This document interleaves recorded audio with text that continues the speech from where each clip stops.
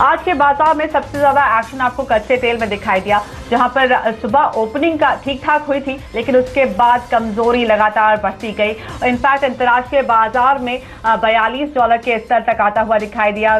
$42 के स्तर को भी तोड़ दिया है नाइमेक्स पर। ब्रेंट पर 43 के आसपास कारोबार होता हुआ भारतीय बाजार में करीब 0.21% नीचे इस वक्त ट्रेड करता हुआ 6 पॉइंट्स की गिरावट 2825 के आसपास ट्रेड कर रहा है। लेकिन वहीं सोने और चांदी की तेजी बढ़ गई है, वहां पर हमने एक बड़ा जंप आता हुआ देखा है। सोना जहां मजबूती के साथ कारोबार कर रहा है, चांदी की तेजी काफी ज्यादा है।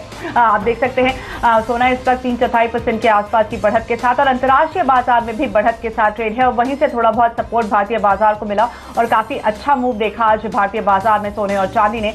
चांदी में भी इस वक्त अच्छी बढ़त के साथ ट्रेड होता हुआ। तो फिलहाल ये है तस्वीर बाजार की। लेकिन वहीं एग्री कमोडिटीज की बात करें तो वहां पर आपको चारों तरफ दबाव दिखाई देगा।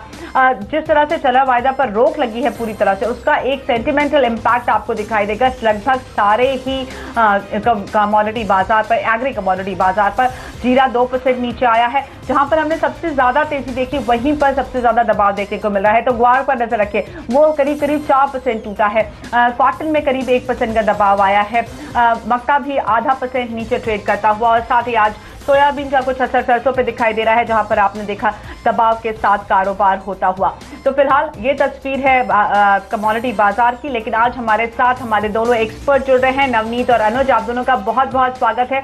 नवनीत, सबसे पहले आपसे बात करना चाहेंगे, आज नॉन एग्री में आप कहां पैसे लगाने की सलाह दे रहे हैं? में ऐसा लग रहा है कि एक पुल बैक ड्यू है बेस मेटल्स में, जो कि कल अच्छी गिरावट 2 दिन से हमने देखी, उसके बाद ऐसा लग रहा है कि पुल बैक पॉसिबल है। तो हम कॉपर में बाइंग के एडवाइस देंगे। 327 328 के आसपास बाइंग की जा सकती है। 325 के नीचे आपका स्टॉप लॉस रहेगा। 332 अपसाइड टारगेट रह सकता है।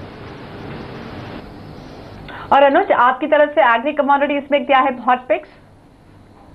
देखिए, हमारी तरफ से कार्डमम हमने देखा है, काफ़ी अच्छी रैली कार्डमम में देखी है। हमें लगता है कि कार्डमम के अंदर अभी भी तेज़ी बाकी है। कार्डमम में बाय कर सकते हैं 935 के आसपास, स्टॉप लॉस 910 का रहेगा। टारगेट करीबन 985 990 तक देखने को मिल सकता है। वहीं दूसरी ओर टर्मरिक हमने देखा है कि काफ़ी लोअर लेवल्स पर आया है। मुझे लगता है कि अच्छी बाइंग यहाँ बन सकती है। करीबन 8000 के आसपास, 8050 के आसपास बाय इनिशिएट कर सकते हैं। स्टॉप लॉस 7800 का रहेगा। टारगेट करीबन 8400 तक देखने को मिल सकता है। तो दोनों कॉल्स को एज ए पोजिशनल तौर पर भी रख सकते हैं। ओके, तो ये है आज की हॉट पिक्स। लेकिन अब बात करेंगे कच्चे तेल की। नवनीत, क्या हो रहा है कच्चे तेल में? हमने लगातार गिरावट देखी है। क्या यहाँ से और दबाव एक्सपेक्ट कर रहे हैं? क्योंकि यस, एक फैक्टर जरूर है कि यूएस के जो आंकड़े आए वो कच्चे तेल के लिए बहुत ही ज्यादा नेगेटिव थे। बढ़कर निकल कर आया अमेरिका में कच्चे तेल का भंडार। लेकिन अब यहाँ से आगे क्या देख रहे हैं आप? क्या लगता है दबाव कुछ देर और जाने वाला है? कहाँ सपोर्ट लेगा कच्चा तेल? मैंने पहले भी आपके शो पे कहा था कि $49 $50 एक बहुत क्रूशियल सपोर्ट रेजिस्टेंस था अपसाइड पे, और वहां से कंटिन्यूस बेसिस पे सेलिंग देखने मिल रही है।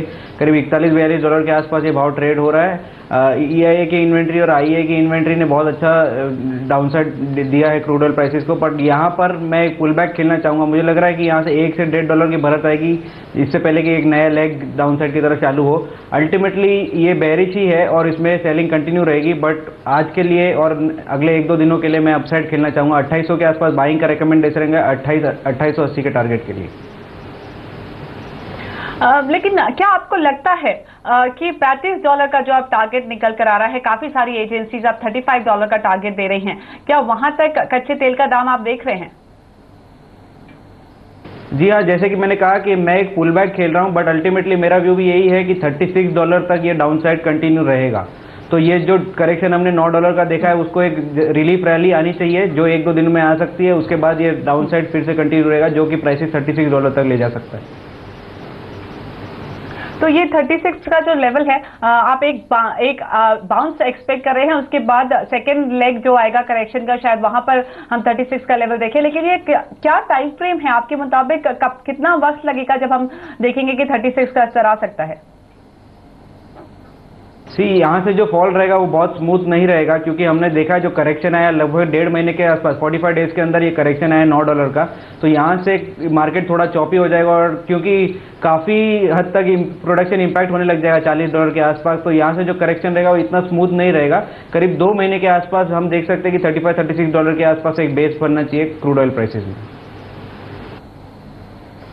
ओके, चलिए आप सोने और चांदी की बात करते हैं, क्योंकि सोने का दाम 250 रुपया उछला आज, वहीं चांदी भी करीब 1500 रुपए महंगी हुई। तो आज भारतीय बाजार में सोने और चांदी खूब चमके। मुंबई में चांदी का दाम 48,000 रुपए के पार चला गया है। नवनीत, आपको क्या लगता है, फेड के फैसले का ये रिएक्शन है, लेकिन यहाँ से आगे की चाल कैसे रहने वाली है? जी, जो फेड का फैसला था वो कुछ हद तक मार्केट ने प्राइस इन करके रखा था, बट जो लैंग्वेज थी मार्केट थोड़ा और हॉकिश लैंग्वेज एक्सपेक्ट कर रहा था, जो कि नहीं सुनने मिली है। इसके चलते गोल्ड और सिल्वर प्राइसेस में एक रैली सेट इन हुई है। यहाँ से भी मुझे लगता है कि every dip is a buying opportunity in silver. 50,000 का जो आंकड़ा है हम देख रहे हैं नेक्स्ट 15 से 20 दिनों के अंदर। और चांदी, वहां पर आपका क्या व्यू बन रहा है इस वक्त? चांदी में मैंने बताया 50,000 का आंकड़ा हम देख रहे हैं, और गोल्ड में प्राइसेस यहाँ से चांदी के मुकाबले इतना शार्प रैली नहीं आएगा, बट गोल्ड में 31,800, 32,200 पॉसिबली अपसाइड टारगेट रह सकते हैं। ओके, तो आपको लगता है इस बार सोना बेहतर परफॉर्म करेगा? और कब तक ये, इन दोनों की भी टाइमलाइन आप क्या देख रहे हैं कि कब तक आप एक्सपेक्ट कर रहे हैं ये लेवल्स? 2 वीक के आसपास का जो हमारा टाइम फ्रेम है, जिसमें 3% गोल्ड में अपसाइड पॉसिबल है और 5% सिल्वर में अपसाइड पॉसिबल है। ओके, तो अगेन चांदी में 5% तक की अपसाइड देख रहे हैं, और साथ ही 3% की बढ़त सोने में आ सकती है। लेकिन अनुज, कच्चा तेल तो टूटा तो स्वाद पे ग्वार भी टूट गया। अब क्या माने कि इसकी तेजी खत्म हो गई है? देखिए, ग्वार में अगर देखें तो जो मेन रीज़न है वो है बारिश का। हमने देखा है कि राजस्थान के जो उत्पादक क्षेत्र है वहाँ पर काफ़ी बारिश देखने को मिली है, जिससे एंटिसिपेशन ये है कि जो प्रोडक्शन है वो बढ़ सकता है। हालांकि अगर हम देखें तो लास्ट टाइम जो एक रैली देखी थी उसके पीछे रीज़न था कि जो क्रूड के रिक्स, काउंटर रिक्स बढ़े हैं, वो एक जो निर्यात मांग है वो यहाँ बढ़ती हुई दिखाई दी थी ग्वार सीड की, ग्वार गम की, तो एक काफ़ी सपोर्टिव फैक्टर था। बट मुझे लगता है कि कहीं ना कहीं अभी भी जो तेज़ी है वो अभी ग्वार गम में बाकी है। हालांकि अभी थोड़ी प्रॉफिट बुकिंग देखने को मिली है, but technical point of view से मुझे लगता है कि अगर भाव थोड़े से नीचे करेक्ट और होते हैं करीबन 3550 या 3500 के आसपास, तो अगेन मुझे लगता है कि वहाँ रैली देखने को मिलेगी, जो कि करीबन 3800 रुपये तक जा सकती है। नो डाउट कि जो 4,000 का लेवल है वो एक स्ट्रॉन्ग रेजिस्टेंस लेवल है टेक्निकल पॉइंट ऑफ व्यू से। 4,000 के ऊपर अगर भाव क्लोज होते हैं तो हम एक रैली देखेंगे करीबन 4300 से 4500 रुपये तक। मगर इनिशियली मुझे लगता है कि अब ग्वार के जो भाव है वो नीचे करीबन 3500 से लेकर 3800 के बीच मूव करते हुए दिखाई देंगे। क्रूड के साथ लगातार हमने कोरिलेशन देखा है, और अब क्रूड के नए टारगेट 36-35 तक निकल कर आ रहे हैं। तो क्या माने ग्वार और टूटने वाला है? और क्या ये जो लेवल्स आप बोल रहे हैं क्या उनसे भी नीचे जा सकता है? और ऐसे में जो पहले से खरीद के सौदे पर बैठे हैं लोग, उनके लिए आपकी क्या सलाह होगी? खरीद के बैठे हैं, मेरी सलाह है कि एक बार निकल जाएं, क्योंकि मुझे लगता है कि यहाँ से थोड़ा भाव में डिप देखने को मिल सकता है। हालांकि 3500 के आसपास अच्छा सपोर्ट है, तो वहाँ पर अगेन वो बाय इनिशिएट कर सकते हैं। अगर हम क्रूड से कोरिलेट करें तो मुझे लगता है कि क्रूड में अब जो नेक्स्ट लेवल रहेंगे करीबन $38 से लेकर $35 तक के रेंज देखने को मिल सकती है। हालांकि अगर हम देखें तो कहीं ना कहीं लोअर लेवल्स पर भी हमने जब लास्ट टाइम हमने देखा था कि उसकी डिमांड बढ़ती हुई दिखाई दी थी, हो सकता है कि प्रोडक्शन कट की भी वहाँ पर देखने को मिले। तो मुझे लगता है कि अगर भाव नीचे $35 तक भी आते हैं तो अगेन हम एक शार्प रैली देखेंगे क्रूड में, जो कि एक ग्वार को सपोर्ट करती हुई दिखाई देगी। तो मुझे लगता है कि short term point of view से हो सकता है कि दोनों ही कमोडिटीज में गिरावट देखने को मिले, मगर अगर मार्केट सपोर्ट लेवल्स पर आती है तो मुझे लगता है कि बाय इनिशिएट करना चाहिए। ओके, चलिए अब नजर डालते हैं मंडी की खबरों पर।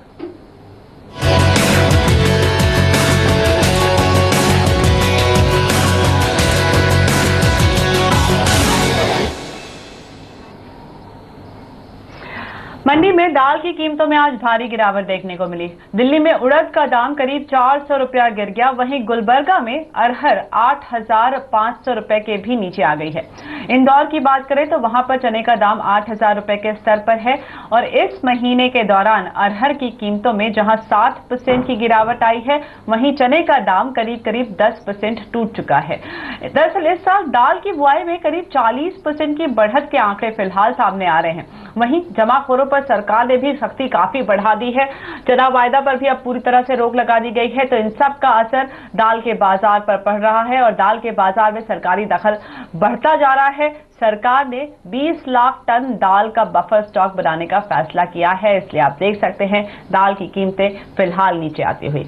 लेकिन चलिए हम लेंगे यहाँ पर एक छोटा सा ब्रेक, और ब्रेक के बाद देंगे दर्शकों के सवालों के जवाब। बने रहिए।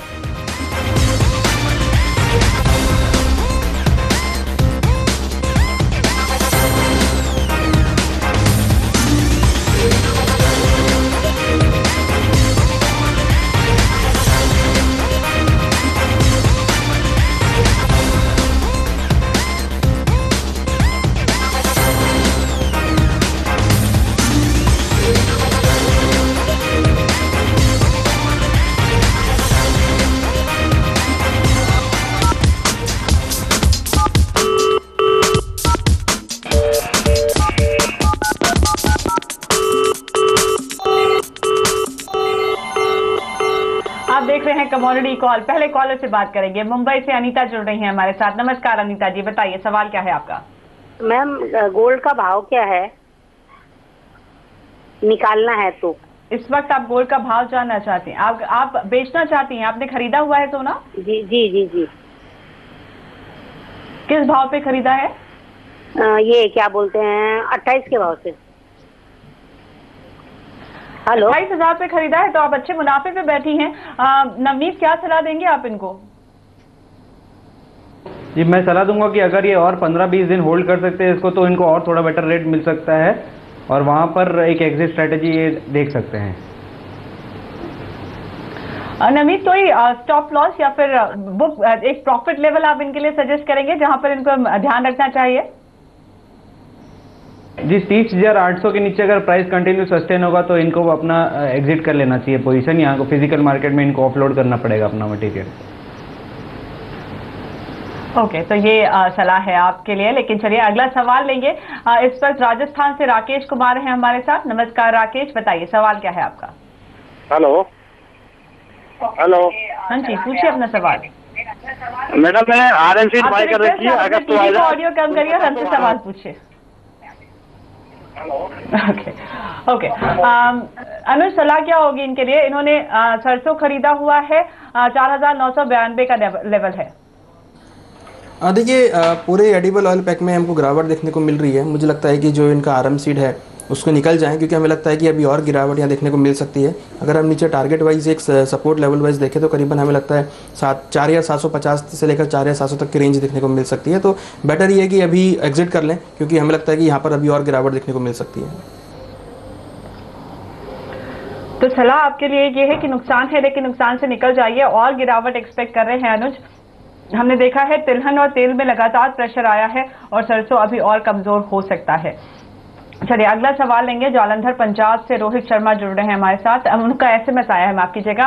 उन्होंने नेचुरल गैस 10 लॉट 187.5 पे खरीदी हुई है। क्या सलाह देंगे नवनीत आप इनको? 187 का प्राइस इनका बाइंग प्राइस है, हाई लेवल्स पर ले लिया, अभी क्या करें? जी, इन्होंने एकदम टॉप के आसपास ऑलमोस्ट बाय किया, जो रिसेंट टॉप बनाया नेचुरल गैस में। मुझे लगता है कि इनको एग्जिट कर लेना चाहिए। यहाँ से भी प्राइसेस प्रेशर में रह सकते हैं, इनका लॉस एक्सपेंड हो सकता है। तो राइट स्ट्रेटेजी रहेगी कि नेक्स्ट 1-2 दिन में अगर कोई भी छोटा मोटा पुल बैक आएगा तो उस पर एग्जिट कर लेना चाहिए। तो आप बस एग्जिट की स्ट्रैटेजी बनाइए। काफी ऊपरी स्तरों पर आपने पोजीशन बनाई और हमेशा एक स्टॉप लॉस जरूर रखिए जिससे आपका नुकसान ज्यादा ना बढ़े। चलिए अगला सवाल लेते हैं। चंदौसी उत्तर प्रदेश से यश कुमार जुड़ रहे हैं हमारे साथ। नमस्कार यश, बताइए सवाल क्या है आपका। ओके, उनसे संपर्क टूट गया है। उनका सवाल ले लेते हैं जो उन्होंने हमें SMS के जरिए भेजा था। एक लॉट मेंथा है उनके पास 990 रुपए के भाव पर। अनुज, सलाह क्या होगी मेंथा में? इनका बाइंग प्राइस 990 का है और मेंथा के में भी हमने थोड़ा प्रेशर देखा है पिछले दिनों। क्या करना चाहिए इनको? ये मेंथा में अगर ट्रेंड की बात करें तो ट्रेंड अभी पॉजिटिव है, हालांकि थोड़ा करेक्शन देखने को मिला है। मुझे लगता है कि अगर भाव नीचे, जो अगस्त कॉन्ट्रैक्ट है अभी 927 के आसपास चल रहा है, अगर भाव नीचे 920 के आसपास मिलते हैं तो वहाँ अगेन एवरेजिंग करके बाय कर सकते हैं। हमें लगता है कि जो रैली इसमें है वो कंटिन्यू रह सकती है। हालांकि 1000 रुपीज़ का जो रेंज, जो लेवल है वो काफ़ी स्ट्रॉन्ग रेजिस्टेंस लेवल है। मुझे लगता है कि 920 से लेकर 1000 के बीच मार्केट घूमती हुई नजर आएगी। तो 920 के आसपास एवरेजिंग कर सकते हैं और 980-990 के आसपास अगर भाव मिले तो वहाँ एग्जिट कर सकते हैं। ओके, तो 920 के स्तर के आसपास आप एवरेज करिए और उसके बाद 990 जो कि आपका बाइंग प्राइस है उन लेवल्स तक, वो हाई लेवल्स के आसपास है। 1000 रुपए का मैक्सिमम प्राइस यहाँ पर देख रहे हैं अनुज फिलहाल के लिए। तो उन लेवल्स के आसपास आप यहाँ पर अपना मुनाफा बुक कर लीजिए। अगर आप खरीदेंगे तो आपका बाइंग प्राइस लोअर प्राइस पे खरीदेंगे तो आपका बाइंग प्राइस भी नीचे आ जाएगा, तो आप मुनाफा कमा पाएंगे। चलिए अनुज और नवनीत बने हुए हैं हमारे साथ। लेंगे यहाँ पर एक छोटा सा ब्रेक, आगे कुछ और दर्शकों के सवालों के जवाब लेकर आएंगे।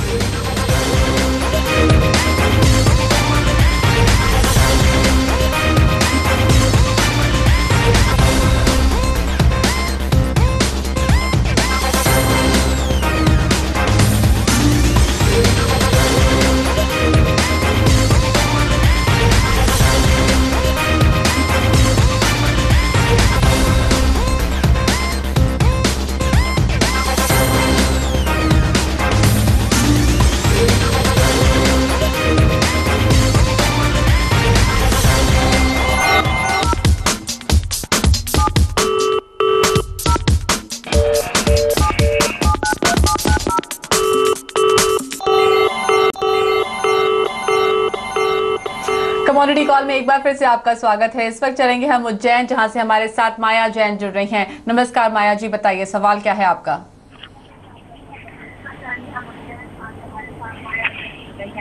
माया जी अपना सवाल पूछिए। जी, मैंने 5 लॉट क्रूड के बाय कर रखे हैं 3113 के भाव पे, तो मुझे क्या करना चाहिए? जी, मैंने क्रूड के 5 भाव बाय कर रखे हैं। जी जी जी, हमारे पास आपका सवाल पहुंच गया। नवनीत, क्या सलाह देंगे आप इनको? इन्होंने 3113 पर खरीद की पोजीशन बनाई हुई है, बाय साइड में है ये 5 लॉट, क्या करें ये? जी, जो करंट प्राइस है करीब 10% इनके बाइंग से अभी दूर है। मुझे लगता है कि इनको एवरेज करना चाहिए। मैं जैसे मैंने पहले बताया कि एक पुल बैक ड्यू है क्रूड में, जो आजकल में 1-2 दिन में आना चाहिए। तो 2800 के आसपास एक बाइंग एवरेजिंग सजेस्ट करूंगा। 2750 इनका फाइनल स्टॉप लॉस रहेगा।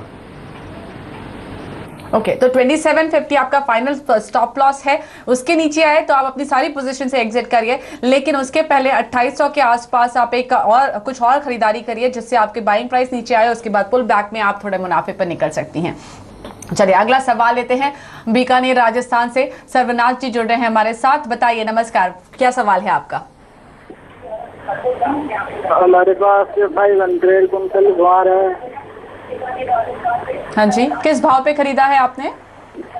3300 और ओके, 3300 पे आपने ग्वार खरीदा हुआ है।